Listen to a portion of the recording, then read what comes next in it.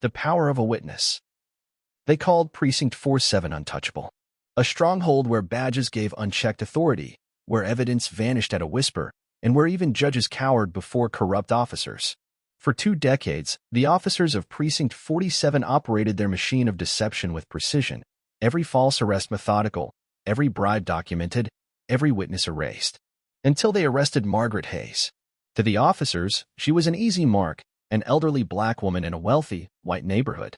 She was 79, a retired school principal, and in their eyes, just another face to intimidate and process before moving on. But they hadn't counted on Margaret's resolve. They didn't know she had spent 40 years teaching young minds to stand against injustice. And they definitely didn't know her son, Andrew Hayes, was the U.S. Attorney General.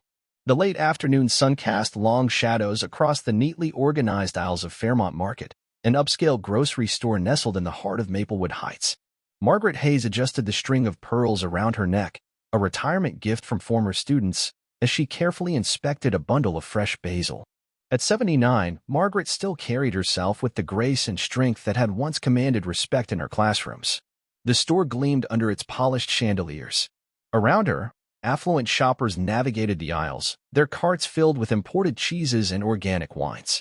She noticed the sideways glances, the quick dismissals, but ignored them. Margaret had lived in this city longer than most of these people had been alive.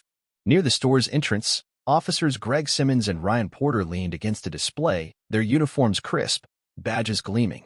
Simmons, thick-necked and broad-shouldered, elbowed his younger partner. "See her," he muttered. "Doesn't belong here." Porter, eager to prove himself, straightened his back. "Want me to check it out?" They approached Margaret as she examined the produce. She didn't flinch, didn't react, though the sudden weight of their presence was undeniable. "Ma'am," Simmons began, his voice coated in artificial politeness. "We've had reports of suspicious activity." Margaret set the basil down gently. "I'm just grocery shopping, officer. I've lived in this city for over 50 years. Porter cocked his head. "And you come to this store often?" "I shop where I please, young man," Margaret replied, her voice edged with the same authority that had once hushed rowdy classrooms. Before she could continue, the store manager, Harold Jenkins, approached. His neatly ironed shirt did little to hide the anxiety on his face. "Officers," he began, "some customers expressed concern. She's been loitering." Margaret's jaw tightened. "I arrived less than 15 minutes ago. Let's see some ID," Simmons cut in. Margaret reached for her purse, but Simmons grabbed her arm. The force of his grip sent her stumbling backward. Before she could regain her balance, he shoved her. Margaret hit the tile hard, knocking over a display of oranges, the fruit scattering around her. "Stop resisting." Simmons barked, though she hadn't even moved. "I'm not," Margaret tried to speak, but Porter was already on her, yanking her arms behind her back. The cold bite of handcuffs snapped onto her wrists. Across the store, Jordan Mitchell, a young black man, filmed the entire encounter on his phone. His hands shook, but he kept the camera steady. Simmons noticed him. "Delete that. Now." "I know my rights," Jordan snapped. Simmons lunged, wrenching the phone from his grip and twisting his arm until Jordan gasped in pain. "Delete it, or you'll be in a cell next to her." Jordan hesitated, the weight of the threat heavy on his chest, before reluctantly hitting delete. Margaret saw it all, the silent customers pretending not to watch, the smirk on the store manager's face, the fear in Jordan's eyes. "I want my phone call," she demanded as the officers dragged her through the store. Simmons chuckled. "Maybe tomorrow." The ride to Precinct 47 was long and meandering, designed to disorient her. Margaret sat in the back seat, hands still cuffed, noting every turn, every street sign. Her mind, sharp as ever, cataloged the route. Inside the precinct, the air smelled of stale coffee and bleach.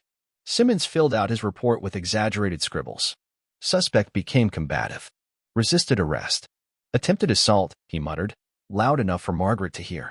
"Lies," she said simply. No one listened. They booked her, fingerprints roughly taken, mugshot snapped, and then shoved her into a holding cell. The steel door clanged shut behind her. Margaret sat on the cold metal bench, back straight, chin high. She'd seen systems like this before, in the civil rights protests of the 1960s, in school board meetings where she fought for underfunded black schools, in courtrooms where justice was rationed by skin color. But this was different. She was inside the system now, and she was watching.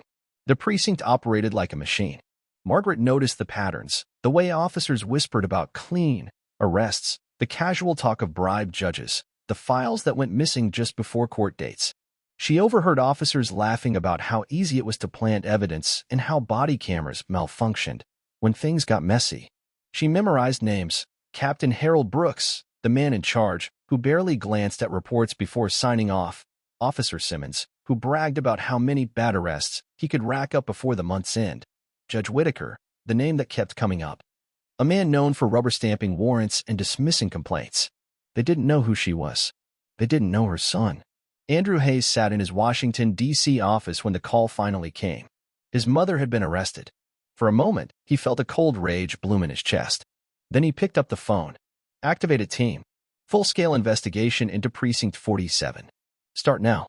Margaret, meanwhile, sat in her cell, still absorbing everything. She overheard Simmons boasting on a phone call. She'll be out in the morning. Won't even make the news. But Andrew's team was already working. They pulled arrest records, found patterns, dug into financial statements. Precinct 47 had a trail of misconduct stretching back years: wrongful convictions, missing evidence, technical malfunctions on body cams. The breaking point came when Andrew's team recovered the footage Jordan Mitchell thought had been deleted, thanks to a backup on his phone's cloud. The footage went viral overnight, and Precinct 47's walls began to crumble. Federal agents raided the precinct 2 days later. Simmons was the first in cuffs, dragged out as reporters snapped photos. Captain Brooks tried to run, but didn't make it past the parking lot. Margaret was released into the sunlight, greeted by her son. He hugged her tightly. "You all right, Mom?" "I'm fine," Margaret replied. "But there's work to do." The fallout was swift. Officers were arrested. Judges were suspended. The mayor, who'd quietly benefited from the precinct's kickbacks, resigned in disgrace. But it was Margaret's testimony that sealed the case. She took the stand, calm and collected, recounting everything she had witnessed: every bribe, every threat, every name. Sometimes, she told the jury, the most dangerous witness is the one you didn't think was watching. Months later, Margaret sat on the steps of a new community center, built where Precinct 47 once stood. Kids played on the lawn, and a mural of Margaret, painted by a local artist, stretched across the wall behind her. Jordan Mitchell sat beside her, now a budding journalist. "They called you the storm that took down Precinct 47, he said, smiling. Margaret chuckled. "I didn't take it down, Jordan. They did that themselves. I just opened the window so everyone could see."